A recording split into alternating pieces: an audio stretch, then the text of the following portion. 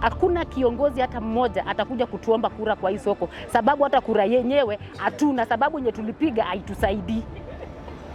Wasijaribu kukuja kuomba kura Kericho kwa soko. Sisi tunajipigania kama wanabiashara peke yetu. Hatuna kiongozi mwenye amekuja kutusaidia. Kwa hivyo hata nao hatutawashika mikono, sababu saizi tuko kwa msimu wa siasa. Mtu asikuje kusema hapa, mimi nataka tuta, nilikuwa MCA wenu, niliwasaidia, nilifanya nini? Hatutaki. Hata senator, governor, MP, women rep na whatever wasikuje kutuomba kura. Changamoto yenye tunapitia hapa ni hii soko. Haikujengwa vile tulikuwa tunataka. Vile walikuwa wanakuja kupima wakatuambia wanakuja kutujengea soko ya ghorofa 3.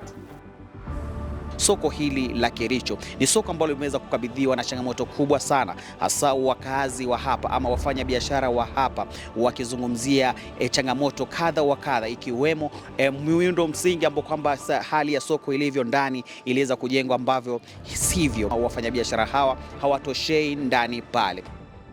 Initially budget ya hii soko ilikuwa 240 million. Ndio tunauliza swali, hii 240 million ilienda wapi?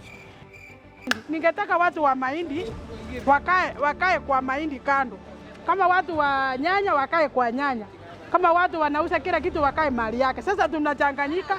Kama mimi mahali nakaa mahali ya kabichi. Kabichi ina mwangu hivi na mimi niko chini. Walikuwa wametuambia wanakuja kutujengea soko ya ghorofa 3. Hiyo kama wangejenga hiyo soko ya ghorofa 3 ingetutoshea wote. Lakini vile walijenga hii kidogo, hawakujenga hizo ghorofa 3, haitutoshei. Wakakuja kujenga mawe kidogo ndogo. Yenye hata ukiweka tuseme hata nyanya ukimwaga hata mboga haitoshei. Kama last week hivi 2 weeks ago, hii soko ilikuwa imefungwa. Ilifungwa on Thursday, watu walikataa kuingia hapa ndani, na juu tumekuwa tukiita au viongozi wanakataa kukuja, wananchi wenyewe wanabiashara hapa wakaamua wakafunga soko. County government ilikuja, ikabomoa hizo vifuli na wakatuambia tukae mahali penye tumekaa. Na kufikia sasa hakuna kiongozi amewahi kuja kutuambia issue ni hii, tufanye hii ama tuende hivi. Huwa wanatumia force. Kama na mwenyewe hakukuja.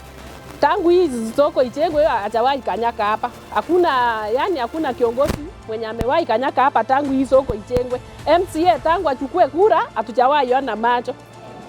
Kwa hii soko hatuna choo. Hatuna choo. Choo yenye iko pale imetengenezwa, mlango ni moja na ni ya wanaume na ni wanawake na haijafunguliwa hadi wa leo. Tuko na karibu miezi 2 na kitu tangu tuingie hapa ndani. Kuanzia juu president mpaka hapa chini MCA wetu. Tunauliza, hii ndio soko?